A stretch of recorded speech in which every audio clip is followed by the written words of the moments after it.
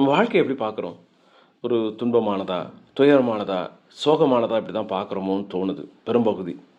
என்னன்னா, நமக்கு நெறைய கிடைக்கிற சந்தோஷம், மகிழ்ச்சி இத தாண்டி, அப்பப்போ வந்துட்டு போற துன்பம், துயரம் இதுதான் நம்ம வாழ்க்கையில பெரும்பகுதிய ஆக்கிரமிச்சுக்குதோ!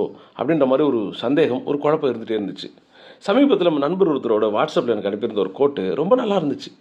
நல்லதோ, கெட்டதோ முழுசா அந்த வாழ்க்கைய நகர்த்திக்கிட்டே இருங்க. இன்பம் வந்துச்சுன்னா ரசிச்சுட்டு போங்க. துன்பம் வந்துச்சுன்னா சகிச்சுட்டு போங்க.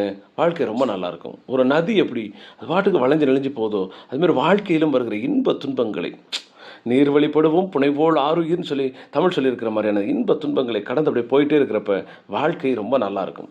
ஒரு மலர் இந்த பார்க்குறீங்கல்ல, இந்த மலர் அது மலர்றப்பயும் பெருசா வருத்தப்படுறது சந்தோஷப்படுறதில்ல. அது வாடுறப்பயும் பெருசா வருத்தப்படுறதில்ல. அதோட கடமை மலருது, வாடுது. அதே மாரி வாழ்க்கைய நம்ம இருக்கிற சமகாலத்தோட நகர்த்திக்கிட்டே போகும்.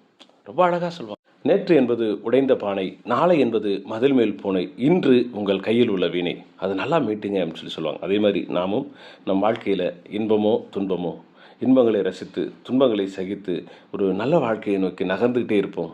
அது நல்லதாகவே நடக்கும். நான் அடிக்கடி யோசிக்கிறது உண்டு. துன்பங்களை கண்டு ஃபீல் பண்ணுறதுனால, கஷ்டப்படுறதுனால, வருத்தப்படுறதுனால அந்த துன்பங்கள் குறைஞ்சிட போதா? இல்லை. மாறாக என்ன ஆயிரும், நம்ம அடுத்த விஷயங்களை செய்யறதுக்கான அந்த தெம்பு, அந்த தைரியம் குறைஞ்சிடும். அதனால கவலைப்படாம அன்னன்னைக்கு வாழ்க்கையை அன்னைக்கு வாழ்வோம். நன்றி.